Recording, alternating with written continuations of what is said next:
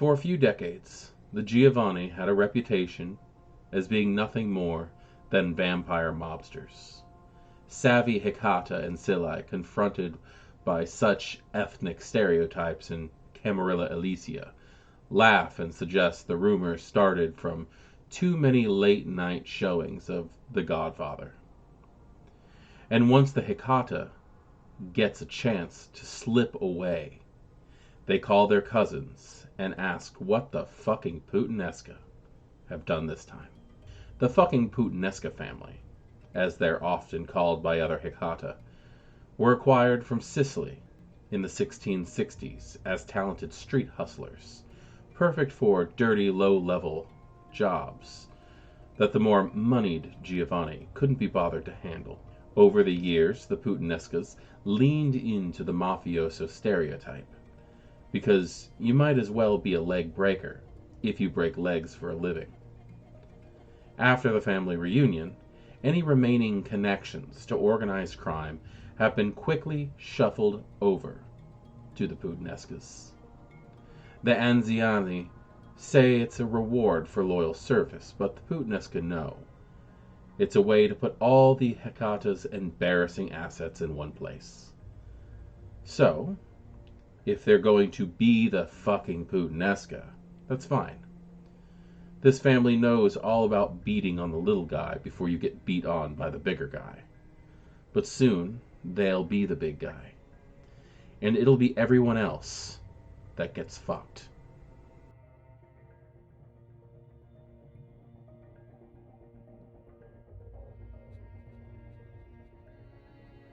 Greetings, Kindred. I am Voivode Paquette, and welcome back to another Metaplot Monday, where we are just piling along through the Cults of the Blood Gods lore sheets in our Metaplot Mondays as of right now.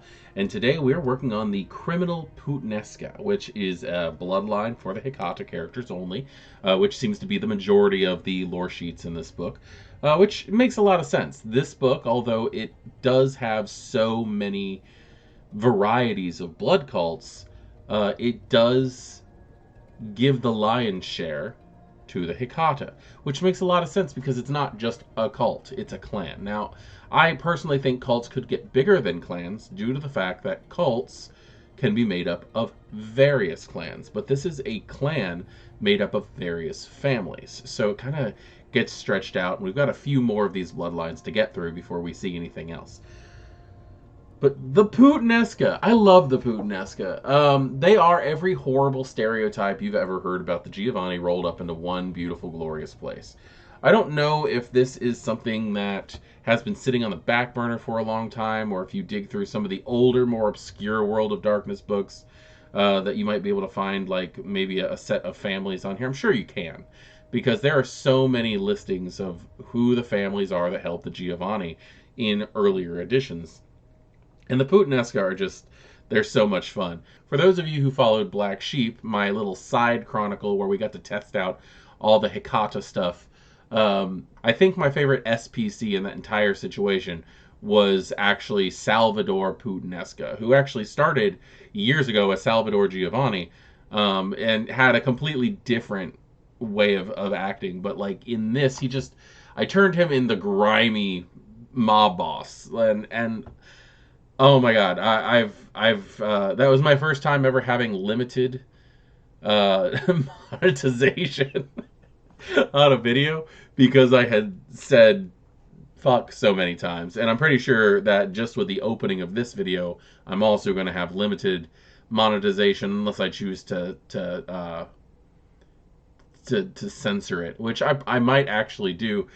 But the Puttanesca, I don't know. I just turned them into the most savagely vulgar characters I could possibly think of, and they're not all savagely vulgar. We also have Michael, who works in the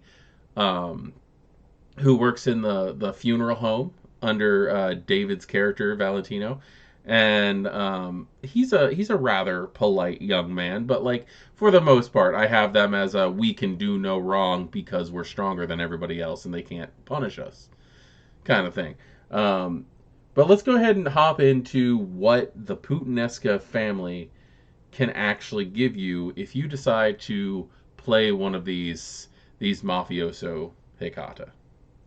Investing one trait into this lore sheet gets you friends in low places. Puttanesca Kindred have close ties to the street and usually have a few side hustles happening at any one time. It's easy to get your hands on a little bit of cash and a little bit of muscle whenever you need it. You get 2 dots to spend between allies and resources, and you can relocate those 2 dots at the start of each story. These advantages are immediately subject to police scrutiny. Oh my god. Okay, so this is a fairly useful thing if you think about it. First off, you get double the points back that you're spending. You get 2 points for 1 to put into resources, which are going to be ill-gotten gains. They're going to be money that you've gotten out of leaning in on people, collecting debts, extortion, things like that. Or allies, which again, they're going to be your street-level thug kind of people who they're going to do what you're going to say. Or they're people who work in certain offices for influence, which you're, again, leaning on or extorting for information. And I love the fact that it also puts out that any advantages are going to be automatically subject to police scrutiny. That's great. So that's just the idea of the police just being like, okay, here's these guys. That's a lot of fun to me. And I think it adds a lot of color to the story, because I've actually played in a lot of vampire games where the police just never came up. No matter how horrific the crimes we dealt with, they were nothing. You know, we never even got, oh, you're driving down the street and there's a siren. You know, like there's nothing. And I think putting it there might be a good reminder for storytellers to include the mundane problems in your games every once in a little while. Like the idea of cops being involved in your game could cause some problems. Like that is a masquerade issue. So keep that in mind. Investing 2 traits into this lore sheet gets you show your belly. Some members of your family survive by looking as harmless as possible to people more powerful than them. Sure, it's not dignified, but if you can survive the night, that gives you time to get your revenge later. You get 3 bonus dice to roll to convince people not to hurt, endanger, or act against you. I wonder exactly what we would see here when it comes to the Puttanesca member who tries to play off, I'm the harmless little guy, you know? I can see that working, especially in the Hekata. And in fact, I'm really surprised it's not you get 3 bonus dice to convince other Hekata that they don't want to hurt you. That would make a little bit more sense. In which case you could go, oh, I was just always following orders. Of course I'm stronger than humans, but, you know, I couldn't do anything to you guys. We're here to serve. That's why we were brought in. We're here to do the dirty work that nobody wants to do. I could see that kind of thing. I can also see them just being that conniving. Being that well at convincing people that they are harmless. That they should not be the main focus. And hey, maybe, you know, with a little incentive, we might be able to spy on the higher members of the gang just to see, you know, and that way you can actually open up a whole new relationship and actually get some extorted influence and things like that. So I can actually see the use in show your belly. That sounds like something that I might actually take if I was playing a Puttanesca. Investing 3 traits into this lore sheet gets you show your fists. On the other hand, it's not all being pushed around. Some Puttanesca prefer to kick around those smaller than them. You need to show them who's boss. Prick probably would have done something to piss you off anyway, so you might as well get your licks in first. Against mortals, you get 2 bonus dice for rolls to intimidate, and your unarmed damage modifier is increased by 1. This is a 3-dot bonus to you. I want you to understand that. You're spending 3 points to get a hold of Show Your Fists, where you're not only getting 2 bonus dice for intimidation, your damage modifier is increased by 1. This level gives you a free point in potence. I understand that I'm jumping on that one, but like if you stop and think about it, it is causing you to cause more damage with a hit. This one could very well be considered an extra discipline. Could you imagine this with somebody with 5 levels of potence on their character sheet? And as it is, as a Puttanesca, I would say that you would most likely come with the standard Giovanni disciplines, which are going to be Dominate. So, you get 2 bonus rolls for intimidation. Or that's pretty cool. You get 2 bonus dice to roll for your intimidation. That is going to help your Dominate.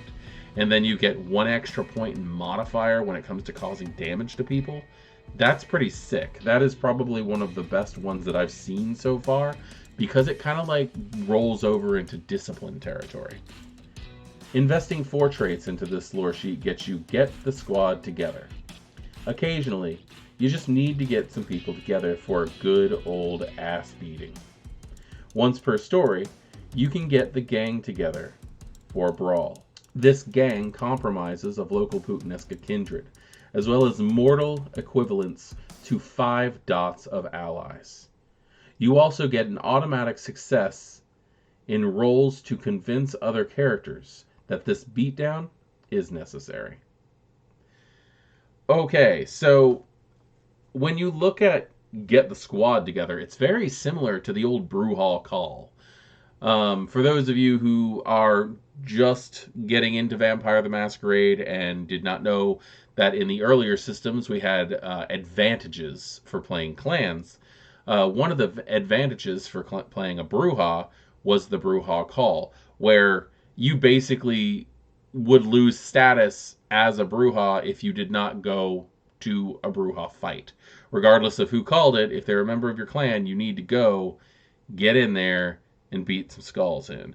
And that was kind of the same thing that we're looking at here, where you get any local Puttanesca kindred who are going to be there, and then also 5 dots of allies of people who are just willing to just beat the hell out of things for you. Congratulations, you have a hell of a gang.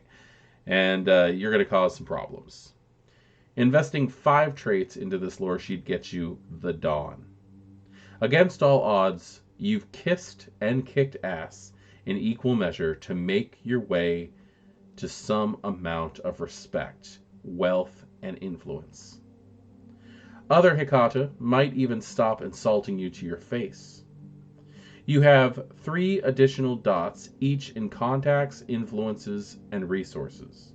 But they must be assigned to criminal enterprise and require careful maintenance to not draw the attention of groups such as the FBI, agents of which can be potent versions of the enemy flaw. That does make a huge difference in a game, because you are effectively the prince of the Hecata in your area. That's pretty impressive. We actually do have a Dawn at the moment in our game. Lorenzo Puttanesca from Black Sheep, he bought this, but because it's such a major game-changing possible thing, the entire game session, or the entire game arc, the entire story arc, ended up with him earning the merit. Like, it was something where he was able to start off lower and earn into it. And I think that it worked out amazing, because if he ever chooses to bring Lorenzo into the main game of Thicker Than Water, we are going to have one hell of a powerful kindred that is going to cause some problems if he ever chooses to, or fix a lot of problems. That could be a thing too. So the criminal Puttanesca, when you get into it, they really do embody all of the negative stereotypes we've ever had for the Giovanni, Other than, for the most part, the incestuous family thing. But I don't know. I think a lot of the stories leaned into that kind of stuff for shock value. But like, I always took it when I first read about the Giovanni, I always took it as in they only embrace within their own family. But then they popped on with the whole like they have no scruples about having any kind of sexual relationship with their families. But I see that as being, I don't think that's not there. I just think that's not as common as people think it is. Also, like, look at the spread of families we have in the Hecata now that the Giovanni brought in because of the intermingling, the intermarrying. Now, a lot of that has to do with also archaic medieval ways of protecting family fortunes. Also, if you stop and think about it, that was kind of a common thing that was done back then. That's actually kind of a common thing that's done today when it comes to old European money families, where you marry your second or third cousin to make sure that power doesn't get spread out into other families throughout the community. So that, I think, was a very fun look at the criminal Puttanesca. And I just wanted to thank you all for joining me for this Metaplot Monday and this look at this lore sheet. And I am Voivode Maquette. We have a Patreon if anybody is interested in gaining status and early access to my videos. And I'm trying to find other fun benefits for joining the Patreon to make it worth it for you guys. And everybody who has joined, I gotta say thank you. You have made this very you're making this fun dream possible. So thank you for joining me, and I will see you again in the next video. Good evening.